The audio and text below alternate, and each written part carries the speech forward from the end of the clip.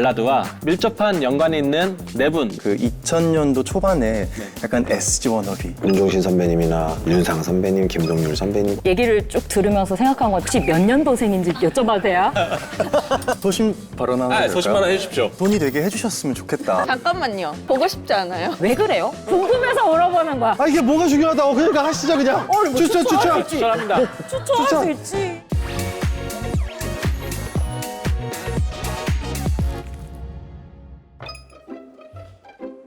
안녕하세요. 안녕하세요. 반갑습니다. 네, 홍일택입니다. 안녕하세요. 앞으로 네. 앞으로도 네. 잘 부탁드리고. 안녕하세요. 네. 안녕하세요. 반갑습니다. 안녕하세요. 형, 여기 앉으시면 됩니다. 아 여기요? 네네. 최근에 회사를 새로 들어가셔서. 그러니까요. 대표님이시러 제작자. 아 제가 이제 활동을 좀 쉰 지가 돼서 제가 뭐 자숙하고 있는 줄 알고 막 그러셔서 저는 차도 없고요. 담배도 피워본 적도 그치. 없고요. 아니, 나쁜 짓 한 게 없어. 너랑 술 먹는 거밖에 없잖아. 그쵸. 안녕하세요. 안녕하세요. 안녕하세요. 처음 뵙겠습니다. 안녕하세요. 반갑습니다. 안녕하세요. 네. 안 그래도 형한테 연락 왔었어요. 그러니까요. 형 온다고. 안 그래도. 나 지금 술인 줄 알고. 지금 취하신 거 아니에요?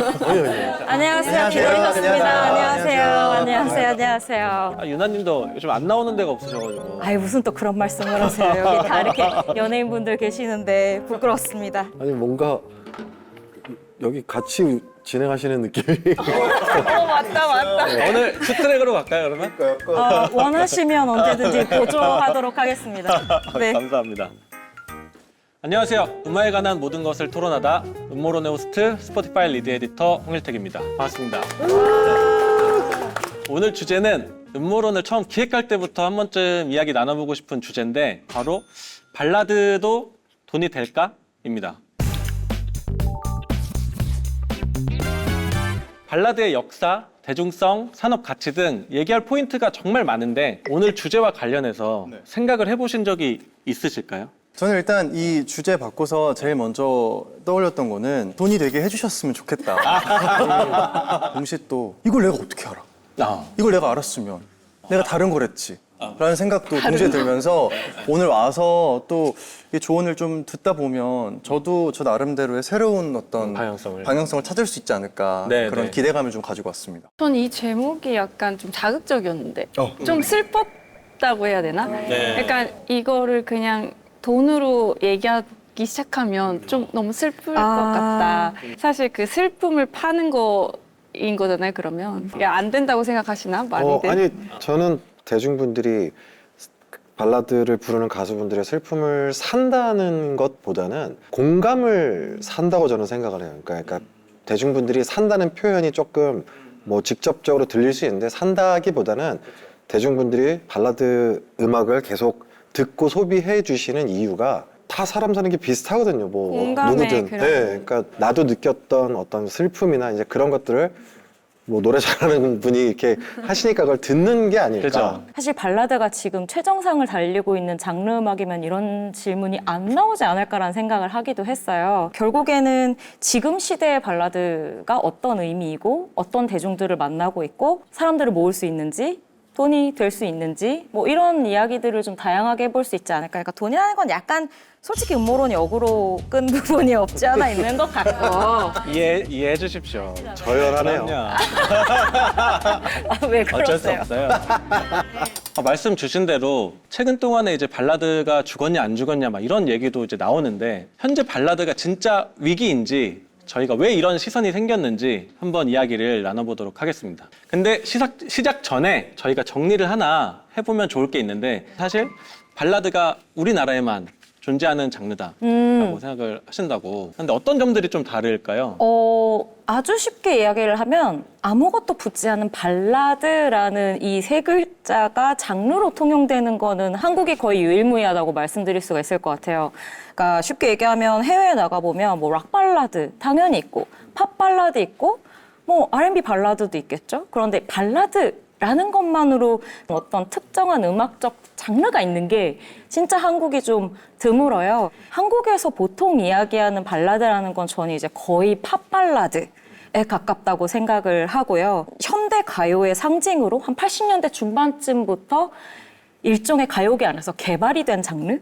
라고 저는 생각을 하는 편이거든요. 왜 그렇게 이 발라드라는 장르가 가요계 안에서 자리 잡게 됐는지도 두루두루 얘기 나눠보면 좋을 것 같습니다. 발라드 폼이 좀 죽었다라는 거는 황금기가 있었기 때문이라고 생각을 하는데 그러면 각자 생각하시는 혹시 발라드 황금기는 언제라고 생각하시나요? 여러 가지 기준으로 볼 수 있을 것 같아요. 네. 가수 데뷔하고 나서 한창 이렇게 발라드를 많이 부르게 되면서 들었던 얘기가 발라드는 경제적으로 조금 잘 되는 시기에 잘 팔린다라는 얘기를 좀 들은 적이 있거든요. 아, 그런 얘기 있긴 해요. 좀 경기가 나쁠수록 빠른 템포의 음악이 인기가 있다는 설 아닌 설이 또 있기도 하죠. 그런 의미로 봤을 때 또 다를 수 있지만 저 개인적으로 그냥 폴킴이 아닌 김태형, 제 본명 김태형으로서의 네. 발라드 황금기는 아무래도 그 2000년도 초반에 약간 SG 워너비 약간 그때가 저 개인적으로 발라드 황금기 아닌가. 정말 노래방에 가면 무조건 발라드를 불러야만 하고 싸이월드, 미니홈피 이렇게 BGM으로 걸어놨던 노래들도 발라드 계열의 음악들이 많았고요. 그 뮤직비디오에도 정말 맞아, 정말 대규모, 네, 맞아요. 기라성 같은 배우분들이 나와가지고 네. 출연을 해주시고 약간 그 시대가 황금기이지 않을까 저 개인적으로 생각합니다. 네. 저도 그래요. 약간 90년대 후반에서 2000년대 초반이 엄청났던 것 같고 약간 점점점 약간 분위기가 변해갔다라는 느낌을 받는 것 같아요. 저는 뭐 90년대 뭐 그때 뭐 윤종신 선배님이나 윤상 선배님, 김동률 선배님, 신승훈 선배님 그때가 저한테는 황금기였던 것 같아요. 얘기를 쭉 들으면서 생각한 건 제가 호구조산 아닌데 혹시 몇 년도생인지 여쭤봐도 돼요? 혹시 몇 년생이세요? 너무 무섭다. 88년생입니다. 88, 전 85년생. 85? 네. 그리고 저희가 저희는 약간 동년배잖아요. 저희가 동년배죠. 80년대 초반생이거든요. 이게 왜 얘기 약간 안 해주세요? 아, 저는 80입니다. 81. 왜 우리만 말하라고 하는 거예요? 아이, 선생님들은 다 검색하면 나오시잖아요. 근데 이게 제가 생각하기에는 한국에서 발라드가 좀 전반적으로 크게 사랑을 받았던 게 한 80년대 중후반에서 2000년대 중반 정도까지인데 그 사이에 자신이 가장 감수성이 풍부할 때 들었던 때를 그쵸. 발라드 전성기라고 생각하는 것 같아요. 개인적으로 제가 생각하는 황금기는 도깨비랑 그리고 또 풀김치 뭐 했던 그 OST가 활발할 때를 황금기로 두고 싶은 게 사람들이 케이팝만 수출이 많이 되는 줄 알고 있는데 OST 맞아요. 음악의 해외 맞아요. 수출이 맞아요. 장난이 아니에요. 저희도 도깨비 한지 진짜 오래됐는데도 최근에 약간 파리에서 되게 더 사랑을 주신대요. 아, 이게 되게 길게 사랑받을 수 있는 이유가 또 드라마 OST의 특성? 뭐 드라마가 다른 시간대에 방영되는 그런 것 때문에도 있구나라고 생각을 했거든요. 주제에서 살짝 벗어날 수도 있지만 그렇다면 드라마 OST를 그냥 어떤 음악의 한 장르로 봐야 되는 것인지 아니면 드라마의 부산물로 봐야 되는지 저는 그 얘기를 짚어야 된다고 생각해요. 안 그래도 말씀드리려 했는데 이따가 이제 저희가 차트를 짚으면서 요거에 대한 얘기를 하려고 했어요. 차트에 있는 OST는 발라드로 카운팅을 해야 되냐 말아야 되냐. 이따가 그런 대화를 한번 더 너무 나눠보시죠. 좋습니다. 네네. 네네. 발라드가 때로는 불황이라는 얘기도 이제 종종 들려와요. 성시경 씨께서는 발라드 불황의 이유로 단절을 꼽기도 했었어요. 그 와닿지 않는다 이제. 이렇게 얘기를 하는데 공감을 하시나요? 이 세상이 변하면서 발라드에 대한 것도 좀 변했다는 게? 소신 발언하는 소신발언 해주십시오. 저는 그 성시경 선이 너무 좋아하고 제가 정말 반대다. 단지 성시경 선배님께서 그리고 저 역시도 마찬가지고 요즘 젊은 친구들의 감성을 공감할 수 없기 때문에 단절이라고 얘기하실 것 같아요. 오히려 그 단절에서 오는 새로운 감정선들이 있을 거고 그들의 경험이 있을 텐데 뭐 예를 들어서 굳이 뭐 젠디스테어며 그거를 이해를 못 하잖아요. 근데 그들은 그거를 하는 이유가 있을 거 아니에요. 단순히 그 감성을 내가 이해하고 있지 못한다. 요새 발라드? 뭐라고 옛날 발라드 이런 얘기가 그래서 있는 거 아닐까요? 똑같은 맥락이긴 한데 지금 스타일의 단절의 느낌이 지금 발라드에 영향을 끼치는 거고 그 성시경 선배님이 말씀하신 그때 시절의 그 발라드 느낌이 그때 감성의 단절을 넣는 저도 그 인터뷰 보고서 저는 동감을 했어요. 아까 근데 말씀하시는 게 단절이라는 게 사실 어떤 단순하게 단어가 뜻대로의 단절이 아니라 왜냐면 예전에는 사실 SNS도 없고 뭐 이메일도 없었고 막 그러다 보니까 한번 헤어지게 되거나 이 친구가 이사를 가거나 전화번호가 바뀌거나 그러면 죽을 때까지 못 봐요. 맞지? 진짜예요. 이거 그건 좀 너무한 거 아니에요? 아니 진짜요. 아니 왜냐면 아마 이거 기억하시는 분들 있으실 텐데 전화번호부가 있었어요 예전에. 그치. 전 국민의 개인정보 거기 다 있었어요. 맞아요. 왜 그랬던 거지? 근데 그 정도로 이게 어떤 시대상이 있는 건데 근데 닿을 수가 없어서 헤어진 게 아까 말하는 단절인 거고 지금도 근데 뭐 지금 10살짜리도 다 만나고 헤어지는 건 다 똑같죠. 그들이 느끼는 상실감이나 슬픔은 다 같아요. 동년배라 그런가 자꾸 그 성시경 씨 그 인터뷰 저도 아이, 봤는데 그냥 물고 나오셔도 돼요. 그런 걸로 가자. 네. 공감을 저도 하는 편이었는데 어떤 부분에 공감이었냐면 시간의 부피가 예전이 지금에 비해서 훨씬 좀 컸던 것 같은 느낌이 들어요. 지금은 좀 빠르고 짜릿하고 아시잖아요. 요즘은 노래가 2분대에서 다 그쵸, 끝나고 그쵸. 모든 콘텐츠들이 다 몇십 초짜리 쇼츠, 릴스 이런 것들로 소비가 되다 보니까 발라드는 최소 4분 이상은 해야 감정의 고저와 기승전결이 나오는데 이거 뭐 모든 게 30초에 끝나고 2분대에 끝나는데 발라드를 만드는 사람도 너무 어렵고 그리고 소비하는 사람들도 자신의 감정 전이를 어떻게 해야 될지를 모를 수도 있겠다는 생각이 좀 들었어요. 사실은 소비해 주시는 분들이 없어지다 보니까 살짝 그게 바뀌는 것 같다는 생각이 들어요. 개인적으로 제 로코베리 음악을 낼 때는 되게 기승전결 더 많이 넣고 싶은데 안 좋아한다. 요새 이제 이 노래를 듣지 않는다 이렇게 길게 내면 이제 스트리밍 수가 직결적이니까 이게 줄어든다. 진짜 보여지잖아요. 눈으로, 수치로. 그렇죠. 듣지 않아주시는 거, 찾지 않아주시는 거 이런 것들에 대해서 압박이 이렇게 오면 어쩔 수 없이 약간 시대에 발맞추는 것에서 변화하는 부분도 있는 것 같아요. 그건 맞는 것 같아요. 그리고 말씀해주신 것처럼 짧아지고 가사 공감을 더 못하고 하다 보니까 발라드도 변형해서 많이 나오는 것 같아요. 예를 들어서 뭐 신촌을 못 가 같은 것도 나오고 네. 옛날에는 죽었잖아요. 하늘나라에 있는 여자한테 얘기했었잖아요. 그렇죠. 누군가 이렇게 많이 주고 맞아. 예전에는 그렇게 돌아가신 맞아, 분들이 많아요. 아니 뭐 얘기하다 이게 설마 그러면 다들 위 그냥 계시고 하늘을 막. 찾고 그러니까 뭐 가사가 불안하면 돌아가신 분들이 한 80%예요. 요즘은 이제 그런 소재가 이제 공감이 안 되다 보니까 확실히 요즘 친구들에 맞춰서 바뀌는 것 같은데 수명이 길어져서 카톡 일이 안 없어진다. 윤종신님께서는 여자들은 현재 진행형인 가사를 좋아하고 아. 남자들은 조금 과거형의 가사들을 좋아한다. 어떻게 공감이 가시나요, 이 얘기는? 저는 공감 가요. 그래요? 아니, 그러니까 왜 그래요? 여성분들이 진짜 궁금해서 물어보는 거야. 왜 그래요? 제가 제 가사 쓸 때도 평화롭거나 내 삶이 지금 너무 평탄하거나 그러면 아무런 어떤 감정선의 기복이 없으면 글이 안 나와요. 헤어지고서 쓴 노래가 너무 많아요. 뭔가 이렇게 감정선이 건드려져야 이게 뭐가 좀 글이 나오지. 그러다 보니까 근데 그 감정선은 지금 행복한 데서는 사실 감정선이 나오진 않더라고요. 근데 갑자기 또 이 얘기 들으니까 그런 것 같아요. 예를 들어서 이별을 대하는 태도가 다른 것 같아요. 여자분들은 물론 저는 여자가 아니라서 모르지만 뭐 정말 그 모든 수많은 스토리를 여자분들은 서로 공유를 하는 경우도 많고 그거를 정말 자세하게 설명을 하고 이해하고 이런 상황에선 이래야 되라 이렇게 하지만 남자들은 나 차였다. 야 술이나 마셔. 헤어졌다 그러면 묻지도 않아요. 정말 소주 한 잔으로 모든 게 해결이 되는 내가 그렇지 않았다 너는 그냥. 이런 것에서 오는 차이도 있지 않을까.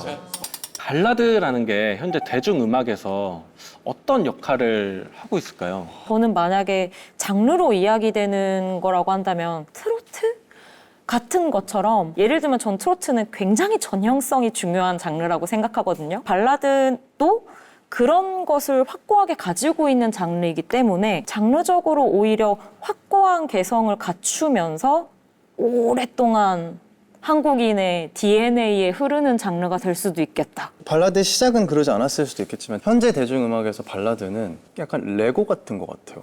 왜냐면 그 초창기에 정말 이렇게 작곡을 하고 뭔가 레코딩을 하고 믹싱을 하고 이런 게 정말 쉽지 않았던 시절에는 재능이 있고 그 공부하시는 소수의 분들만이 할 수 있는 영역이었겠지만 저만 해도 사실 제가 음악을 전공하지 않고 제가 뭐 정말 다른 세션 연주자들 분처럼 뭔가 기타나 피아노를 능숙하게 연주하지 못함에도 불구하고 저는 제 노래를 만들고 있고 그 다음은 AI란 말이죠. 그러니까 너무나 모든 것들이 훨씬 더 쉬워진 상황에서 그냥 발라드는 정말 그냥 레고처럼 가장 작은 부품의 역할을 하고 있는 게 발라드이지 않을까. 거의 무슨 약간 음악의 형태소 같은 느낌의 말씀을 해주시네요. 어떻게 보면 발라드가 되게 큰 산처럼 저는 느껴지는 장르였는데 오히려 만드시는 분들하고 얘기하다 보니까 인간 감정이나 음악의 가장 순수한 부분에 스포트라이트를 비추고 있는 장르 같다는 생각이 들기도 하는 것 같아요. 이번에는 발라드에 대한 객관적인 수치를 가져왔는데요. 스트리밍 차트로 보는 발라드 성적표입니다. K 발라드는 한국 스포티파이 시장에서 최근 3년간 가장 빨리 성장한 대형 장르 중에 하나인데요.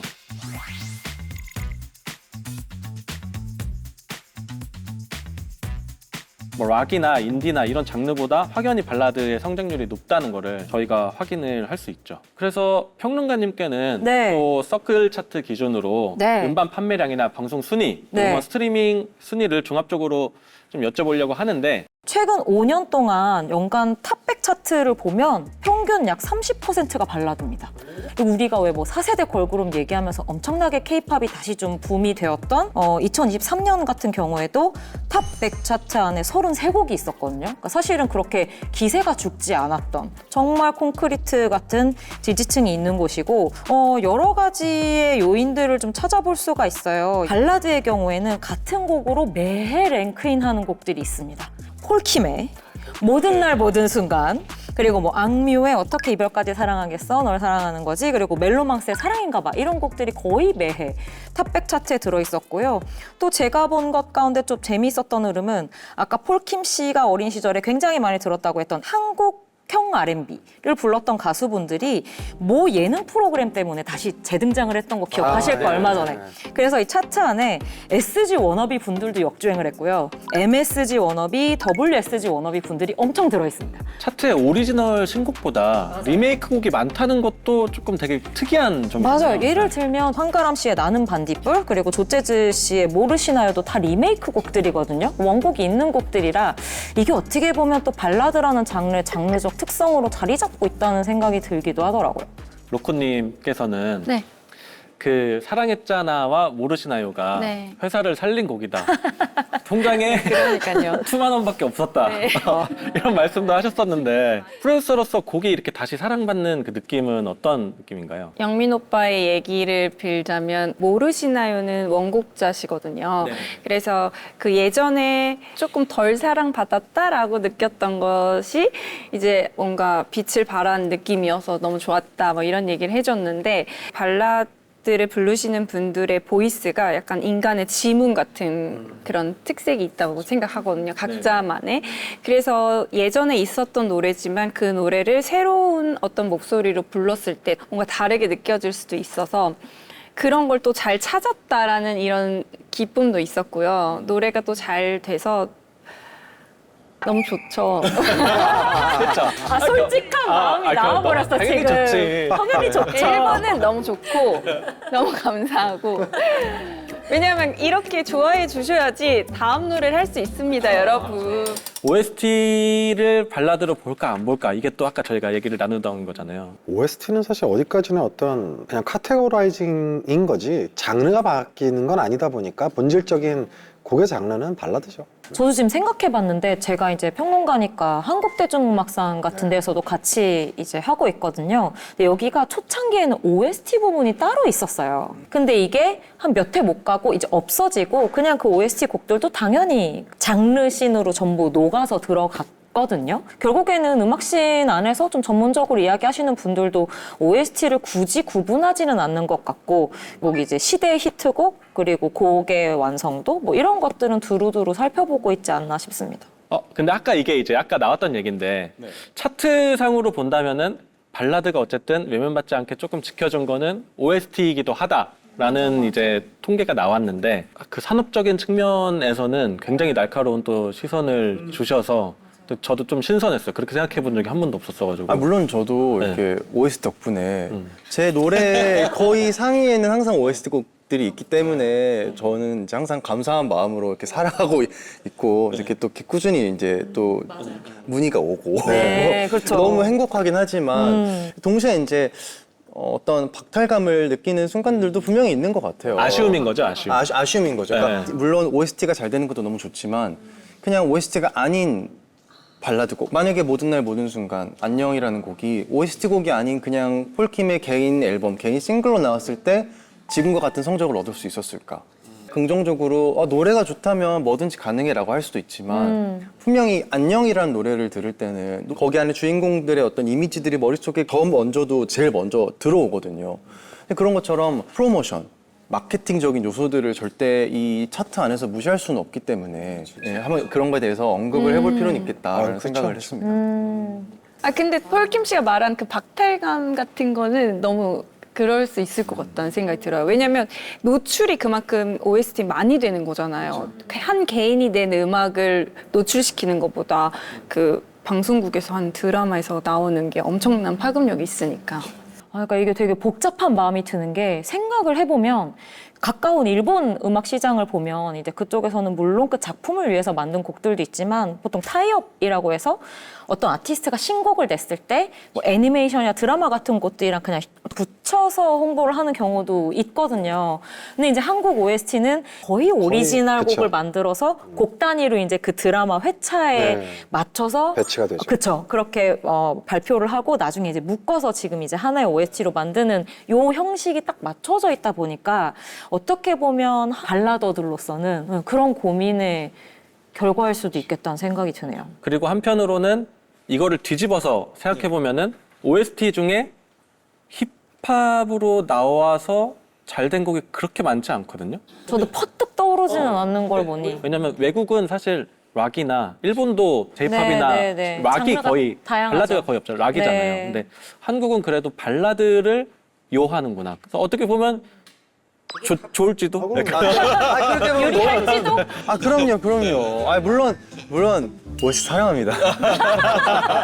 우리 또 정기구님께서 노래방 정보를 준비해 주셨어요. TJ 미디어의 제 대표님이 제 친한 지인이라.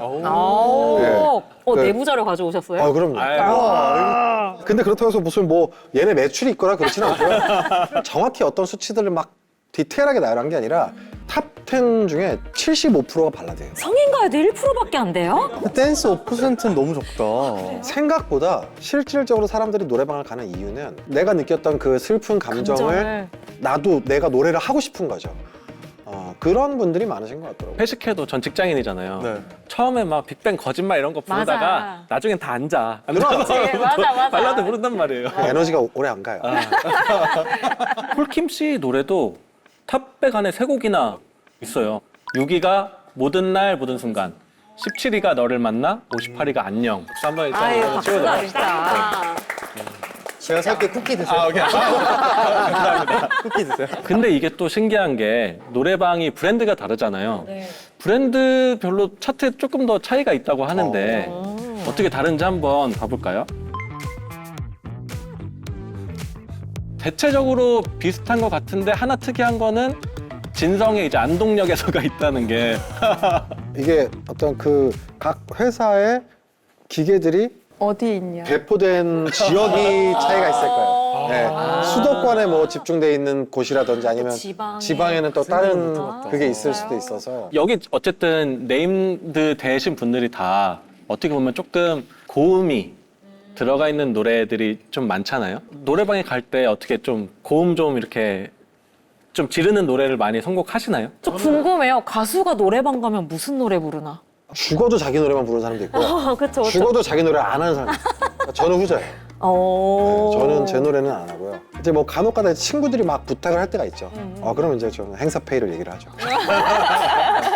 폴킴 씨는 어때요? 부르세요? 저는 노래방을 안 간 지가 너무 오래돼서 언제 마지막으로 갔는지 기억이 안 날 정도예요. 근데 마지막에 갔던 순간들을 생각해보면 저는 항상 제 노래를 불렀던 것 같아요. 근데 진짜로 딱 두 분류예요. 왜냐 지금 문득 생각했던 게 조금 더 앞으로 돌아가면 그 노래방에서 장기 집권하는 노래들이 있을 수밖에 없는 게 사실은 가수들은 뭐 새로운 노래든 간 어떤 노래든 커버를 하거나 무대를 위해서 준비한 노래들 연습을 따로 하고 올라가잖아요. 일반 노래방 가는 분들은 준비를 하고 노래방 가지 않잖아요. 그냥 그쵸. 노래방을 가서 연습을 그쵸. 하기 위해 가는 건데 그쵸. 그만큼 준비가 안 돼 있기 때문에 새로운 노래를 바로 부르기가 더 어려울 수도 있고 당장 순간에 어떤 노래를 예약을 해야 되지부터 어렵기 때문에 차트에 있는 노래를 먼저 하는 게 맞아. 쉽기 때문이지 않을까. 마찬가지로 제 노래를 부르는 이유가 순간 어떤 걸 예약해야 될지 몰랐기 때문에 그냥 이 분위기를 풀어주기 위해서 얘들아 내가 내 거 먼저 부를게 하고 저 제 노래를 먼저 불렀던 경우들이 있었던 것 같거든요. 그러면 근데 그 뒤에 아무도 못 하지 않나요?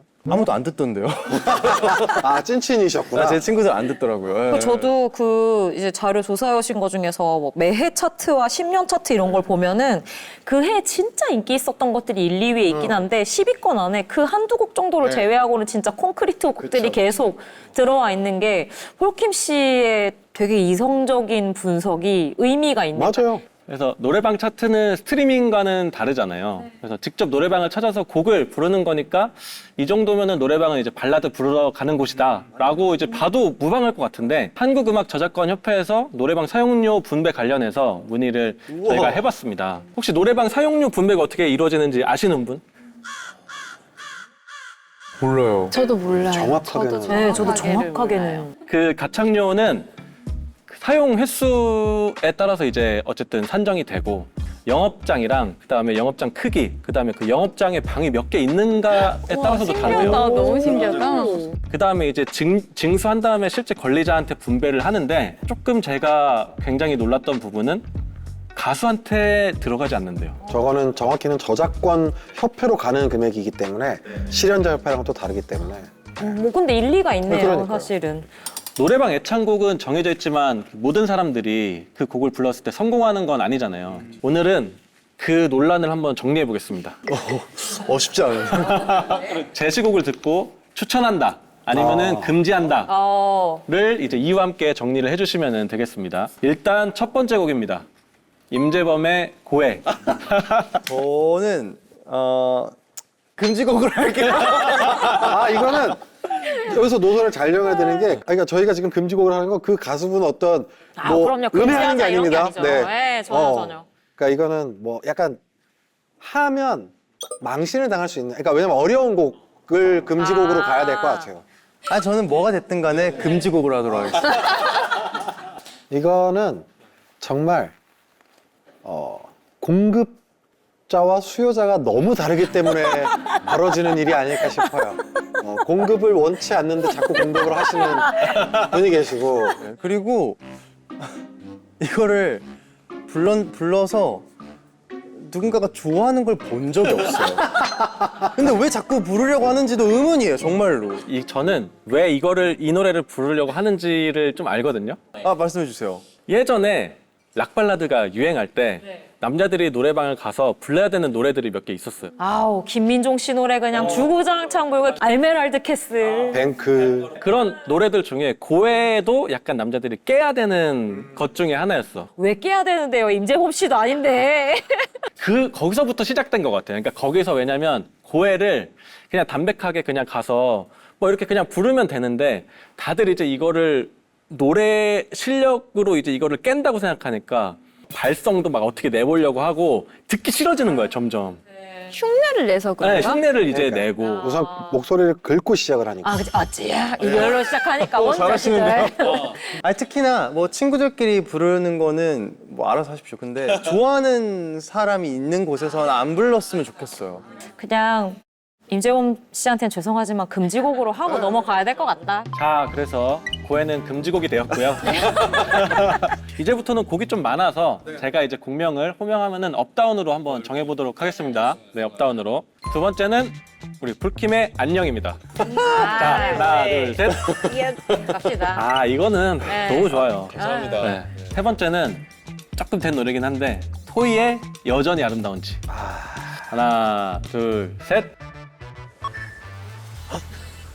이게 이 노래가 그냥 중간 후렴까지는 괜찮은데 넣지 않고 좁냐였어 널 만날 때보다 끊으면 되잖아, 그 전에. 잘하는데. 부를 거면 안 부르는 게 아니 거기가 제일 하이라이트인데 아니 그렇게 무례해도 되나요? 왜 부르는 거예요? 그거 부르고 막 부르는 거 부르고 있는데 그냥 꺼버리고 막 그 실수로 꺼버렸다.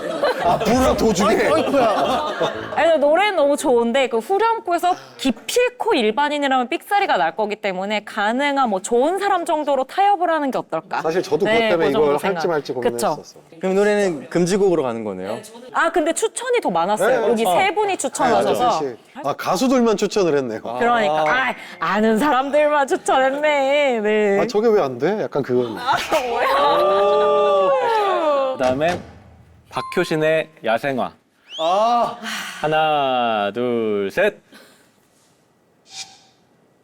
특이점이 있는 노래인 것 같아요. 그러니까 이거를 뭐 물론 잘 소화하시는 분들도 있겠지만 어떤 박효신님의 어떤 그거를 느낌을 따라간다고 해도 이게 사실 뭐 그렇게 막 베스트 같진 않고 근데 박효신님 같이 부르지 않으면 상상이 안 가요.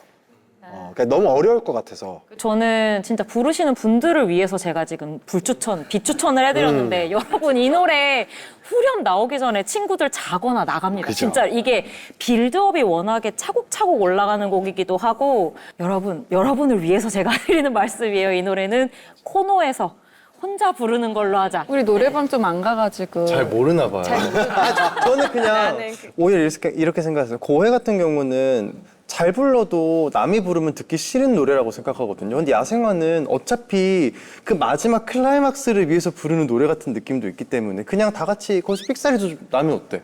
재밌으면 됐지. 근데 약간 그 전에 친구들 다 자거나 이렇게 둘러보면 다 책 보고 있다니까. 이제 다음 노래 뭐 해야 되나? 근데 그거는 일리 있는 것 같아요. 좀 그럴 것 그 포인트가 같을. 일리 있네요. 네, 다 바꾸겠습니다. 번복하겠습니다.